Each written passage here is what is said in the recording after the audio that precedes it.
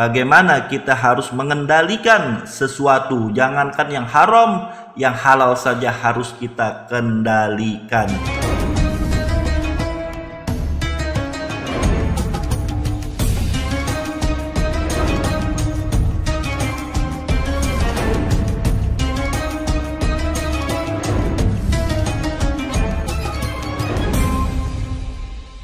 Assalamualaikum warahmatullahi wabarakatuh. Alhamdulillahirabbil alamin. Wassalatu wassalamu ala asyrofil anbiya'il mursalin sayyidina Muhammadin wa ala alihi washabihi ajmain, amma ba'du. Alhamdulillah, kita bersyukur kepada Allah dipertemukan lagi untuk menunaikan ibadah puasa di bulan Ramadan pada tahun 1445 Hijriah. Nah, pada kali ini kita bagaimana di bulan puasa ini kita mendapatkan pendidikan tarbiyah dari Allah Subhanahu wa taala. Bagaimana, yaitu salah satu hikmah dari atau tarbiyah dari ibadah kita puasa, Allah Subhanahu wa taala memberitahu kepada kita sebagaimana dalam Al-Qur'anul Karim surah Al-Baqarah ayat 183, ya ayyuhalladzina amanu kutiba alaikumusiyam kama kutiba alal ladzina min qablikum la'allakum tattaqun. Wahai orang-orang yang beriman, diwajibkan atas kalian berpuasa sebagaimana orang-orang dulu sebelum kalian berpuasa juga. Tujuannya untuk apa sih ibadah puasa? La'allakum tattaqun. Mudah-mudahan kalian menjadi orang-orang yang bertakwa kepada Allah Subhanahu wa taala. Nah, caranya bagaimana untuk kita bisa bertakwa kepada Allah? Maka caranya yaitu kita harus melawan hawa nafsu.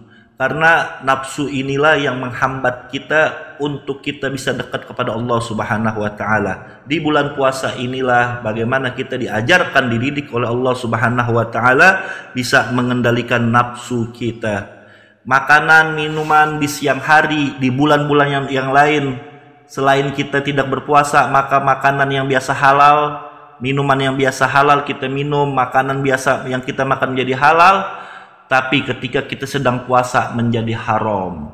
Nah, ini memberikan tarbiyah pendidikan kepada kita bagaimana kita harus mengendalikan sesuatu. Jangankan yang haram, yang halal saja harus kita kendalikan. Maka dari itu yaitu nafsu ini harus kita lawan untuk kita bisa mewujudkan kita menjadi orang-orang yang bertakwa. Allah katakan, qad aflaha man zakkaha wa qad khaba man dassaha. Sungguh beruntung orang yang mensucikan dirinya dan sungguh merugi orang yang mengotori dirinya. Artinya orang yang mengotori dirinya semacam apa? Orang yang mengikuti hawa nafsu. Al-Imam Mawardi radhiyallahu ta'ala anhu di dalam kitabnya Adabud Dunya wad Din mengatakan, hawa nafsu ini bisa menyebabkan penghalang kebaikan. Hawa nafsu ini bisa menyebabkan melahirkan perbuatan keji dan munkar.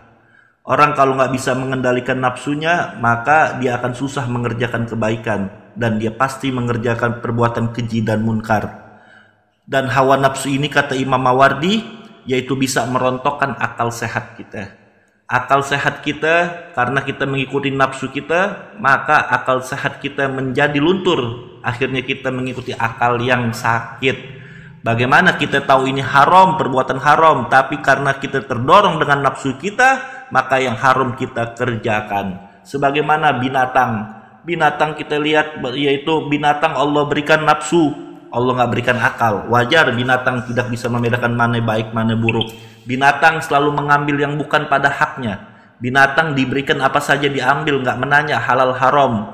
Binatang yaitu hanya selalu hidup memenuhi hawa nafsu perut dan kelaminnya. Nah, manusia kalau seandainya terkalahkan dengan nafsunya, maka manusia bisa lebih hina daripada binatang.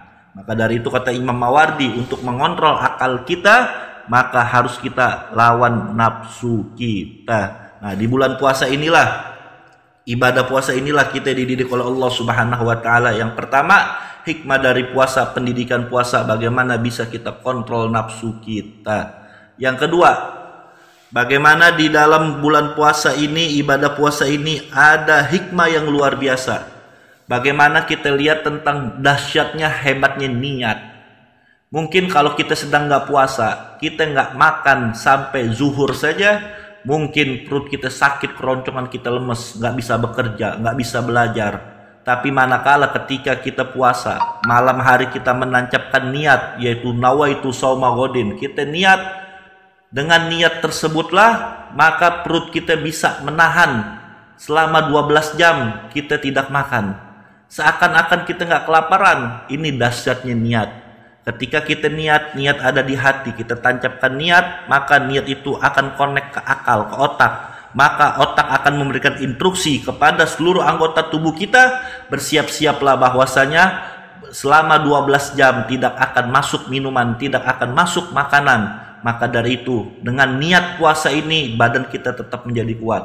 Kita buktikan, kalau kita mungkin di hari biasa kita sedang tidak puasa, kita yaitu jangankan sampai maghrib kita nggak makan jam 10 pagi aja, perut kita udah kelaparan. Nah, makanya poin yang kedua dari hikmah masalah puasa ini yang bisa kita ambil pelajaran, dahsyatnya niat. Maka itu Nabi Muhammad SAW mengatakan, innamal a'malu bin niat. Segala perbuatan itu tergantung dengan niatnya. Al-Habib Ali bin Muhammad bin Husain Al-Habsyi mengatakan di dalam perkataannya, yaitu Majmu' Kalam Habib Al-Habsyi. Habib Al-Habsyi mengatakan bahwasanya niat yang baik, niat kita yang baik, terhadap sesama makhluk Allah Subhanahu wa taala itu bisa mendatangkan ampunan, bisa mendatangkan nazroh pandangan dari Allah Subhanahu wa taala dengan niat yang baik. Habib Ali Al-Habsyi memberikan contoh, Habib Ali bin Muhammad Al-Habsyi Sahibul Masim Duduran memberikan contoh bagaimana yaitu seekor katak membawa air yang sedikit untuk membantu memadamkan api ketika Nabi Ibrahim ingin dibakar sama Raja Namrud. Ketika itu katak ditegur, bagaimana kau bisa memadamkan api yang begitu besar untuk menyelamatkan Nabi Ibrahim? Apa kata katak? Tugasku berkewajiban, aku punya niat untuk menolong, adapun hasilnya saya serahkan kepada Allah. Subhanallah.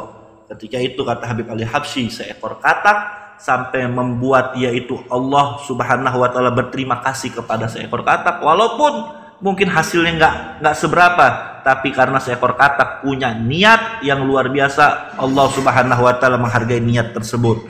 Lalu pernah diriwayatkan, ini masalah niat, yaitu berkata Salim bin Abdullah bin Umar bin Khattab. Salim bin Abdullah bin Umar bin Khattab ini cucu dari Sayyidina Umar bin Khattab. Beliau pernah mengatakan, sesungguhnya pertolongan Allah akan datang kepada hambanya sesuai dengan kadar niatnya. Jika niat sang hamba sempurna, maka pertolongan Allah juga akan sempurna. Jika niat seorang hamba kurang sempurna, maka pertolongan Allah juga pasti tidak sempurna. Karena Allah akan berikan pertolongan yaitu melalui melihat kadar niat seseorang. Maka dari itu niat itu sangat penting. Di bulan puasa ini kita mendapatkan pendidikan yang mahal. Bagaimana dengan kita menancapkan niat, perut kita nggak terasa lapar. Maka dari itu, setelah bulan Ramadan selesai, tancapkan kehidupan kita dengan niat yang baik, hanya untuk mengharap ridho Allah Subhanahu wa ta'ala. Yang ketiga, apa dari hikmah puasa yang bisa kita ambil? Di bulan puasa ini, wabil khusus di bulan Ramadan, bagaimana kita lihat yaitu kaum muslimin saling berbagi, saling menjamu makanan, saling berbagi satu sama lain. Ini luar biasa, yaitu menimbulkan efek sosial yang sangat tinggi. Bagaimana kita lihat orang berlomba-lomba membagikan makanan, berlomba-lomba yaitu menyediakan buka puasa bersama. Nah, maka dari itu nilai puasa bulan Ramadan itu yaitu menumbuhkan rasa-rasa saling kepedulian yang luar biasa, dan ini harus kita tanamkan ketika kita selesai di bulan Ramadan. Rasa kepedulian kita terhadap sesama kita, yaitu kita memberikan makan, kita bantu orang, ini salah satu hal yang luar biasa. Rasulullah SAW mengatakan dalam satu hadisnya, da'u mardokum bis sodaqoh, obatilah akan penyakit kalian dengan sedekah. Kalau kita punya penyakit, bagaimana cara ngobatinnya? Yaitu dengan sedekah. Dan Nabi Muhammad SAW mengatakan dalam satu hadisnya lagi, mana kosa malun bisodakoh, tidak akan berkurang harta seseorang dengan sedekah, bal yazdad, akan tetapi bertambah.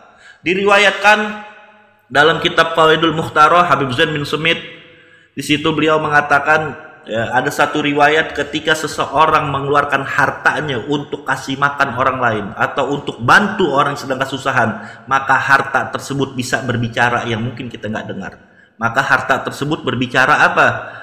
Harta tersebut mengatakan, Alhamdulillah, yang tadinya saya sedikit menjadi banyak. Yang kedua, harta tersebut ketika kita keluarkan berbicara apa? Alhamdulillah, yang tadinya saya fana menjadi kekal. Dan yang ketiga, harta tersebut berbicara yang mungkin kita nggak dengar. Harta tersebut berbicara, Alhamdulillah, sekarang sang pemilik menjaga saya, nanti ketika sang pemilik ada di lubang kubur, saya yang akan menjaganya karena dia mensedekahkan saya. Subhanallah. Makanya di bulan Ramadan ini yaitu bulan saling berbagi. Ya, mudah-mudahan insya Allah saling kepedulian ini nggak cuma di bulan Ramadan. Sesama kaum muslimin harus kita peduli. Man lam yahtamma bi umuril muslimin falaisa minhum. Barang siapa yang tidak peduli dengan urusan kaum muslimin, maka bukan dari golongan mereka. Yang terakhir, yang keempat, atau tarbiyah pendidikan dari bulan puasa. Dengan kita puasa nggak hanya cuman masalah ibadah doang, tapi di situ ada nilai kesehatan yang luar biasa, nilai duniawi kesehatan yang luar biasa. Pantas Nabi Muhammad SAW mengatakan, sumu tasihu, puasalah kalian, niscaya kalian menjadi sehat. Maka dari itu ibadah puasa ini melahirkan berbagai macam tarbiyah pendidikan. Mudah-mudahan insya Allah bisa kita aplikasikan dalam kehidupan sehari-hari. Assalamualaikum warahmatullahi wabarakatuh.